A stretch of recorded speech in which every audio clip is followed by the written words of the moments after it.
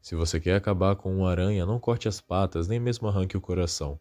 Tudo que você precisa fazer é se certificar de esmagar a cabeça dela. Sem ela, a aranha não vai conseguir mais pensar nas consequências das suas atitudes, e lentamente vai morrer. Shaunark sempre foi o cérebro da trupe fantasma, uma pessoa inteligente, calma e metódica, o tipo de pessoa que sorria enquanto calculava a melhor forma de eliminar um inimigo. Uma pessoa controlada, capaz de manter a compostura mesmo quando a sua própria vida estava em risco. Durante o arco das formigas quimera, por exemplo, quando ele estava a um fio de ser esmagado, ele não grita nem entra em pânico, ele só observa, pensa e avalia, e assim ele encontra a melhor forma de sobreviver. Era assim que ele fazia durante toda a sua vida. Mas toda essa racionalidade, todo esse autocontrole desaparecia quando o perigo era com seus amigos, com a sua família, porque embora a trupe fantasma parecesse apenas um bando de assassinos frios e egocêntricos, os laços entre eles eram profundos, não precisavam dizer que se amavam, não faziam discursos, mas eles estavam ali, um pro outro, próximos, silenciosamente unidos. E Shaunark especialmente era leal a esse grupo de um jeito que só ele e os outros conseguiam entender. É por isso que quando ele vê a cabeça decepada de Cortope ser arremessada na sua direção por Hisoka, algo dentro dele se quebra. Ali não havia cálculo, não havia estratégia, não tinha tempo para lógica, tudo o que tinha era choque, dor, raiva e a necessidade de fazer alguma coisa. E só para situar vocês, do momento que a história está acontecendo, o Chrollo tinha acabado de derrotar o Hisoka numa batalha até a morte na Arena Celestial, e ele tinha pegado emprestado alguns dos poderes dos membros da Trupe Fantasma, incluindo o do próprio Shaunark. Então aquele que era o cérebro da Trupe Fantasma, a pessoa que traçava os planos e pensava com frieza, sequer considera o fato de que ele tá sem poderes quando ele vai para cima do Hisoka para tentar vingar o amigo que tinha acabado de ter sido morto. Ele também nem leva muito em consideração o fato do Hisoka estar ali de pé depois dele ter visto o Chrollo claramente matando ele. Shaunark viu o cadáver do Hisoka, Shaunark sabe que ele tá sem os poderes e mesmo assim quando ele vê o palhaço e depois do que ele fez com o amigo dele, ele corre pra frente sem pensar duas vezes. Tudo isso porque ali já não era mais alguém que estava usando o cérebro, era alguém que estava usando seu coração, alguém que estava sentindo a dor de perder seu amigo de forma tão brusca. E dessa dor surge esse impulso incontrolável de fazer alguma coisa, qualquer coisa para impedir que aquilo passasse impune, mesmo que significasse morrer segundos depois. E é justamente isso que acontece. Shaunark é morto, sem mesmo a gente ver o que acontece, brutalmente, em silêncio. E talvez a grande ironia cruel dessa cena é que ele sabe que não tinha chance, que seria algo inútil entre aspas, mas naquele momento, morrer tentando era menos doloroso do que viver com a culpa de não ter feito nada. Culpa essa que ele carregava por sentir culpado por não ter estado presente quando o Voguin se foi. E pouco depois ele viu a Pakunoda, mais uma das suas colegas, partir. Então ele definitivamente não suportaria fugir enquanto mais um dos seus companheiros caía. O sangue no chão, a expressão vazia na cabeça do Cortope e o corpo enforcado do Shaunark logo em seguida da maneira como ele está desenhado não foram apenas sinais da volta do Hisoka. Foram marcas de um rompimento profundo. A partir daquele momento, a trupe fantasma nunca mais vai ser a mesma. E mais um detalhe triste a toda essa cena, a todo esse acontecimento, é que um pouco antes de tudo acontecer, o Shaunark recebeu uma ligação do Chrollo. E a conversa foi breve, mas depois do que ela acontece, ela ganha muito significado. O Chrollo basicamente diz que vai devolver a habilidade do Shaunark quando ele se encontrar com ele e os outros membros da trupe fantasma no navio da Baleia Negra.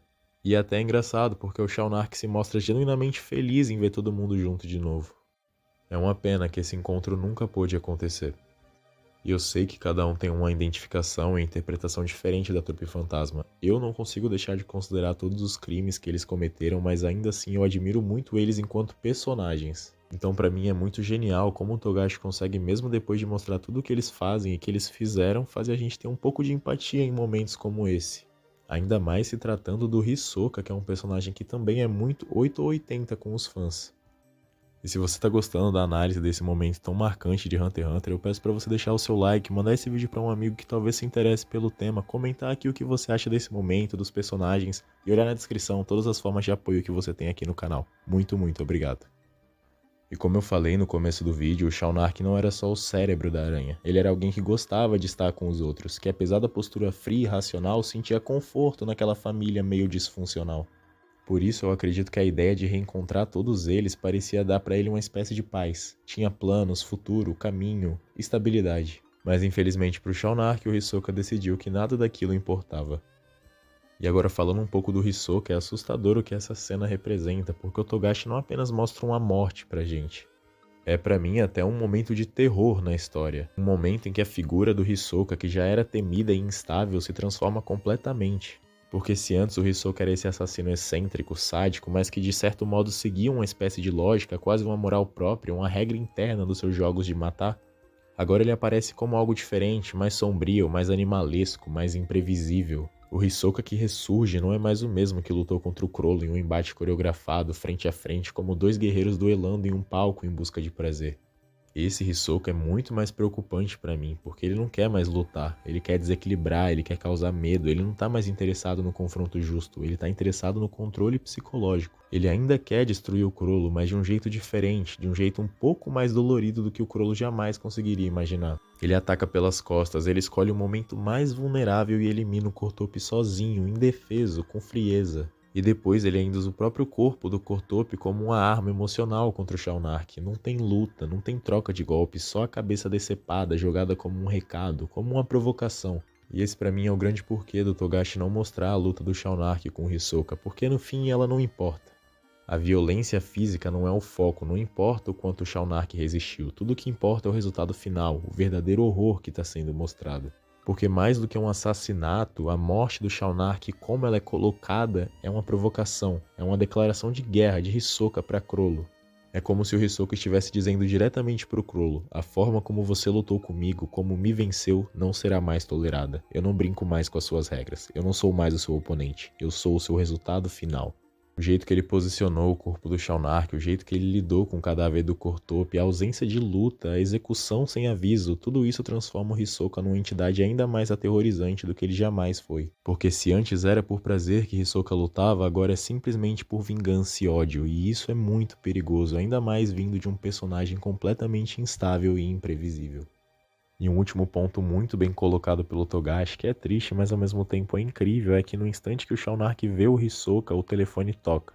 E é sim um detalhe pequeno, né, que é quase abafado pelo horror que se desenrola nas páginas a seguir, mas ele carrega um simbolismo que é devastador se você para pra pensar. Porque talvez o celular fosse o que mais representava a persona de quem era o Shaunark. Alguém calmo, frio, que talvez se parasse pra pensar naquela situação, fugiria. Mas ele não atende, e se fosse a Maki ou o Chrollo ligando, não importaria, porque ele não atendeu. E nesse gesto simples de não atender o telefone, Shaunark revela tudo. Ali ele já não era mais o estrategista nem o cérebro da trupe fantasma. Era só um irmão diante da cabeça decepada do outro. E outro ponto de ironia grande é que de todos os membros da trupe fantasma, ele era o único que eles entenderiam se tivesse fugido com certeza. Sem ele, a aranha ficava debilitada, não conseguiria ter a mesma qualidade nos planos como ela sempre teve até aquele momento. Mas mais uma vez, nada disso importava naquele momento, porque não havia lógica que suportasse aquela dor. Não haveria controle possível ao ver o corpo de Cortope exposto daquele jeito, profanado, jogado como lixo por alguém que até ontem caminhava ao lado deles. Hisoka não só matou, ele desequilibrou, ele destruiu o emocional, transformou o mais racional da trupe fantasma em alguém impulsivo, desesperado e vulnerável. E mais uma vez a gente vê outro membro da trupe fantasma morrendo não por fraqueza, mas sim por amor a esse grupo, por amor a essa família. E eu falo mais um porque eu expliquei um pouco sobre a morte da Pakunoda e a lealdade que ela tinha ao Chrollo e à trupe fantasma, que segue um caminho meio parecido com o que acontece com o Shaunark. Se você tiver interesse em conhecer um pouco mais, clica aí no vídeo que está na descrição. E no final de tudo, o que eu penso é que essa morte mostra um pouco de como assustador e perigoso será o Hisoka para a trupe fantasma de agora em diante. E mesmo como eles sendo vilões deturpados, assassinos poderosos, eles ainda assim colhem muitos sentimentos positivos uns com os outros. E mesmo com muitos hiatos, é sempre muito bom poder revisitar a história de Hunter x Hunter, especialmente esses momentos mais marcantes que não foram adaptados para o anime. Então se vocês quiserem ver mais disso, por favor, deixem um like e comentem aqui nos comentários quais outros momentos vocês querem que eu traga aqui no canal. Mais uma vez, não deixem de apoiar o vídeo se vocês puderem com um like, um comentário, mandando para um amigo, e na descrição tem outras formas de apoiar, como o LivePix, tem a opção de mandar um valor aqui no chat do YouTube, ou seja membro, e outras opções também, como por exemplo comprar um mangá de Hunter x Hunter com o meu link da Amazon, que você não gasta nem um centavo a mais e ainda ajuda bastante o canal. No mais é isso, gente, espero que vocês fiquem bem, que vocês tenham gostado de verdade do vídeo, e deem uma olhada nos outros conteúdos aqui do canal, que vai que você encontra alguma coisa que você se interesse também. Um beijo, espero que vocês fiquem bem e espero você aqui pro próximo vídeo. Tamo junto!